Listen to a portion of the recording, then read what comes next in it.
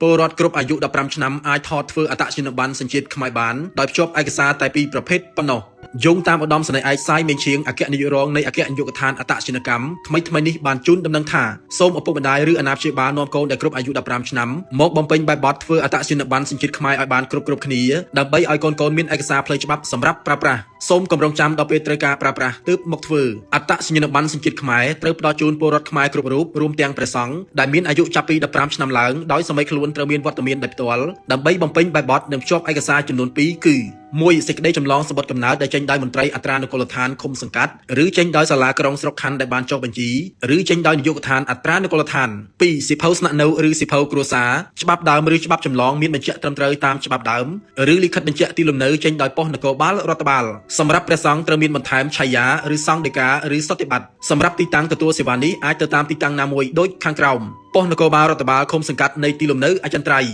អធិការដ្ឋាននគរបាលក្រុងស្រុកខណ្ឌនៃទីលំនៅអចិន្ត្រៃយ៍ស្នងការដ្ឋាននគរបាលរាជធានីខេត្តនៃទីលំនៅអចិន្ត្រៃយ៍ទីស្នាក់ការផ្ដល់អត្តសញ្ញាណប័ណ្ណអ៊ីអន2សែនសុខឬអ៊ីអន3មានជ័យបើកបម្រើការងារពីថ្ងៃពុធដល់ថ្ងៃអាទិត្យស្នាក់ការកណ្ដាលបសសនាយកដ្ឋានអត្តសញ្ញាណប័ណ្ណសញ្ជាតិខ្មែរដែលមានទីតាំងនៅភូមិតងើក្រោមសង្កាត់និរោធខណ្ឌច្បារអំពៅរាជធានីភ្នំពេញឧត្តមសេនីយ៍ឯកសាយមេឈៀងក៏បានបញ្ជាក់ដែរថាអត្តសញ្ញាណប័ណ្ណសញ្ជាតិខ្មែរមិនអាចថតធ្វើលើសពី1ដងបានទេក្នុងករណីធ្វើរួចមិនបានទទួលសូមទំនាក់ទំនងកន្លែងធ្វើឬទំនាក់ទំនងមកកាន់លេខ1271ឬ017 898 915រៀងរាល់ថ្ងៃច័ន្ទដល់ថ្ងៃសុក្រក្នុងម៉ោងធ្វើការ